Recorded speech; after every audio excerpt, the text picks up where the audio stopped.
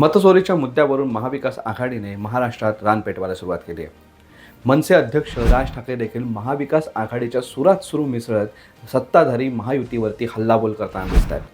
पण राज ठाकरेंचा हा पवित्राच महाविकास आघाडीतील काँग्रेसच्या पोटदुखीचं कारण ठरलं आहे.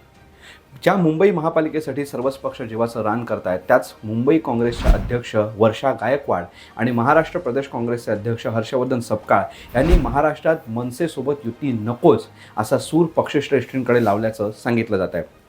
महाराष्ट्रामध्ये जर मनसे आपल्यासोबत आली तर काँग्रेसची वैचारिक अडचण होईल असं त्यांनी सांगितल्याचं समजत आहे. यामुळे आता महाविकास आघाडीमध्ये मोठा पेच तयार झालेला आहे. आता नेमकं महाविकास आघाडीमध्ये होणार काय? राज ठाकरेंच्या आवेशाला आता टाचणी बसणार का?